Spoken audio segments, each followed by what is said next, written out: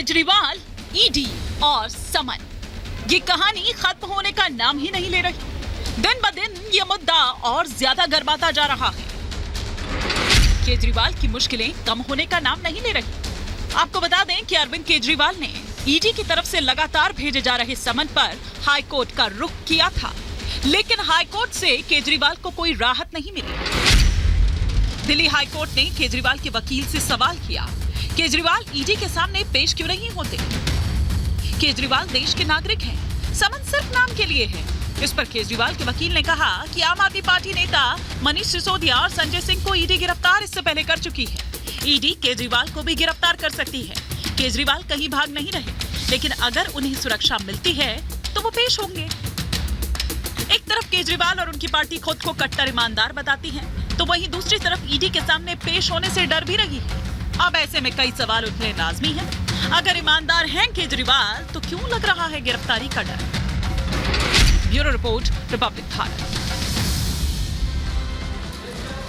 तो इसी पर और विस्तार से चर्चा हम करेंगे। तमाम खास मेहमान भी हमारे साथ जुड़ चुके हैं, लेकिन हम आपको बता रहे हैं कि किस तरह से कोर्ट की आड़ लेते हैं, कोर्ट जाते हैं, लेकिन ईडी के सामने पेश नहीं होते हैं और बल्कि प्रोटेक्शन मांगते हैं। वो ये कहते हैं कि भैया पहले हमको ये अश्योरेंस दीजिए कि गिरफ्तारी नहीं होगी। तो कोर्ट ये कहता है कि जब तक आप जाएंगे नहीं, तब तक आपको कैसे पता चलेगा? आप इस देश के नागरिक हैं, आपको इतना डर क्यों लग रहा है? जाइए तो सही, तभी तो आपको पता चलेगा। तमाम खास मेहमान मेरे साथ जुड़ चुके हैं, फटाफट से परिचय मैं करवा देती हूं। हमारे साथ बीजेपी के स्पोक्स पर्सन सरदार आरपी सिंह जी इस वक्त हमारे साथ जुड़ चुके हैं, नोएडा स्टूडियो में है। हमारे साथ ममता काले जी इस वक्त जुड़ी हुई हैं, साथ ही साथ दुष्यंत नागर जी हमारे साथ जुड़े हुए हैं। और स्टूडियो के बाहर से इस वक्त आम आदमी पार्टी के स्पोक्स पर्सन घनेंद्र भारद्वाज जी इस वक्त हमारे साथ जुड़ रहे हैं। और आम आदमी पार्टी के स्पोक्स पर्सन अगर हमारे साथ जुड़ जाएं फटाफट, क्योंकि मुझे उन्हीं से चर्चा की शुरुआत करनी है।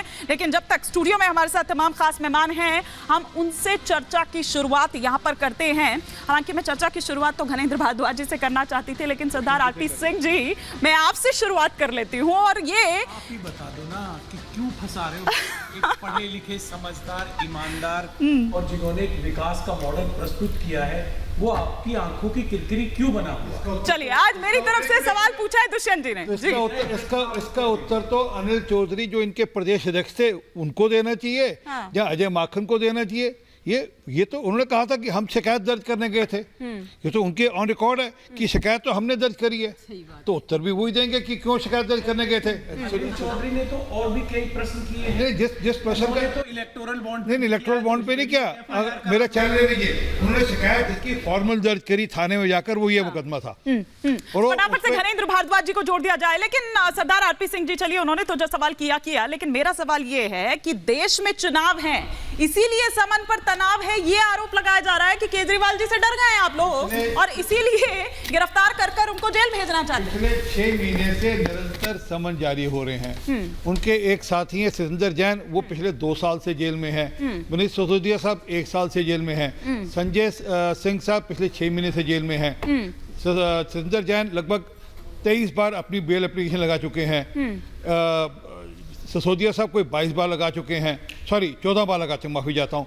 और संजय सिंह साहब कोई 8 बार अपनी बेल एप्लीकेशन लगा चुके हैं। अब हर बार कोर्ट उनकी बेल एप्लीकेशन रिजेक्ट करता है, तो इसका उत्तर कोर्ट से मांगे।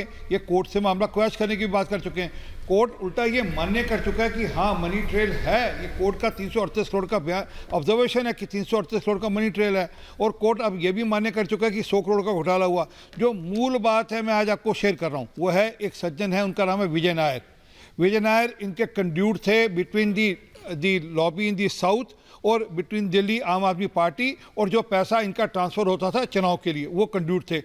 उस विजय नायर को कैलाश गहलोत की कोठी दे रखी थी केजरीवाल साहब ने।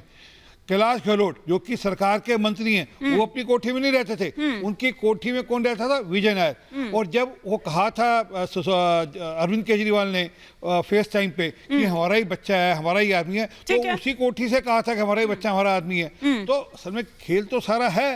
वो क्या कि कब तक एक मिनट भ्रष्टाचार की बकरी कब तक खैर बनेगी, देखने की बात ये है। भ्रष्टाचार के लिए तो आपने अजीत दादा पवार को भी बोला था, आपने छगन भुजबल जी के लिए भी कहा था, राणे जी के लिए भी कहा था। सुनिए ना दुष्यंत जी, बहुत लंबी अभी फेरी। थोड़ा सा छगन भुजबल और लेकिन अजीत पवार आज को दिक्कत थोड़ी देर के लिए ये साइड है। रखिए, आप लाइएगा उनको आगे लाइएगा, क्योंकि बिल्कुल आपको लाना भी चाहिए। लेकिन अभी यहाँ पर अगर अरविंद केजरीवाल का नाम सामने आ रहा है, आपको नहीं लगता कि उनको जांच पूछताछ के लिए जाना चाहिए सीधे सीधे तौर उन्होंने पर? तो मना कब किया, वो तो लाइव जुड़ने के लिए तैयार थे। अच्छा, ईडी से जब आज न्यायालय की कार्रवाई लाइव जुड़ के हो रही है, संसाधन उपलब्ध है तो उसका इस्तेमाल करिए।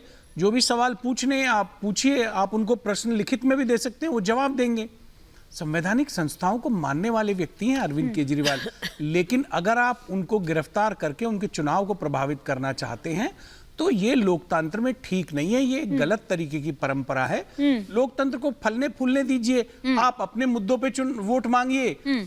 इंडिया अलायंस के जो भी साथी हैं उनकी अपनी योजनाएं हैं, अपने मुद्दे हैं, वो उनके ऊपर चुनाव मांगे। कानून को वो ठेंगा दिखाते रहे, धता बताते रहे। जनता अपना फैसला सुनाएगी, जिसके पक्ष में जनता अपना मत देगी वो सरकार चलाएं। सर कानून, लेकिन सुनिए ना दुष्यंत जी, आरपी सिंह जी को तो 400 पार 400 पार। अरे भाई जब लोग अरे वोट 400 पार छोड़िए, पहले कैसे होगा? भ्रष्टाचार उसकी बात कर लेते हैं यहाँ पर। कोई ये भ्रष्टाचार बताइए, नहीं है। कोई भ्रष्टाचार नहीं है। अरविंद केजरीवाल को रमन मैग्सेसे पुरस्कार मिल चुका है। अंतरराष्ट्रीय पुरस्कार का सम्मानित इससे क्या व्यक्ति लेना है। देना?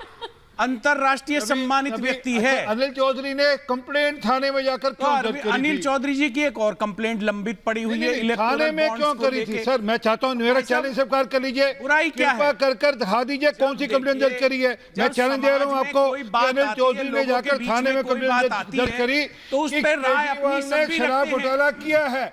और अजय माखन ने मैंने प्रेस भी यहाँ कॉन्फ्रेंस कई करी, बार अजय माखन ने प्रेस कॉन्फ्रेंस करी कि अगर सबसे बड़ा कोई घोटालेबाज दिल्ली के अंदर है तो वो अरविंद केजरीवाल है। आज क्योंकि आपने आप गले मिल लिए हैं दिल्ली के अंदर, इसलिए आपका वो दोस्त हो गया है। बात गले मिलने की नहीं है। भ्रष्टाचार मुशेरे भाई, चोर चोर मुशेरे भाई होते ना, ऐसे भ्रष्टाचारी मुशेरे भाई हो गए हैं। आपने कितने लोगों के यहाँ छापा डाला, ईडी की कार्रवाई हुई, कहीं से कोई पैसा बरामद हुआ? मैं बताता हूँ, आप 300 करोड़ की बात करते हैं। बिल्कुल अच्छा प्रश्न है। किसी नेता के घर पे 1-2-5 करोड़ भी नहीं मिला। जी। आप 300 करोड़ का कहाँ हुआ? हवा में हो गया क्या? नहीं, आसमान में चला गया पैसा? वो कोर्ट कहाँ से चला जाकर गया? पूछिए कि 300 हम आपसे पूछ रहे हैं, कोर्ट में मैटर अलग जाएगा। आप बताइए। एक सेकंड, एक एक कर कर बाबा जी, एक एक कर कर, एक मिनट उत्तर सुनिए। मैं आपका एक एक कर कर, ऐसे तो यहाँ पर सरदार आरपी सिंह वर्सेस दुष्यंत नागर ही चलता रहेगा। अच्छा सुन लीजिए ना एक सेकंड। हाँ, एक इनके विधायक हरेंद्र भारद्वाज भी जुड़ गए मेरे साथ। एक मिनट दुष्यंत जी सुनिए। एक इनके विधायक का चुनाव लड़े थे राजेंद्र सिंह, ठीक है, गुजरात से। एक मिनट सुन लीजिए। हाँ। वे पैसे के साथ पकड़े गए गाड़ी के अंदर। हाँ। उनका जो ड्राइवर था, उनका ये ड्राइवर नहीं है, ये आंगड़ी है हमारी सेंटर पार्टी का और हमारी गुजरात पार्टी के बीच में। सारा पैसा इसके थ्रू ट्रांसफर और मुकदमा चल रहा है। तो इस प्रकार से ये पैसा यहाँ से ट्रांसफर करते थे अपने चुनाव लड़ने के लिए। ठीक है।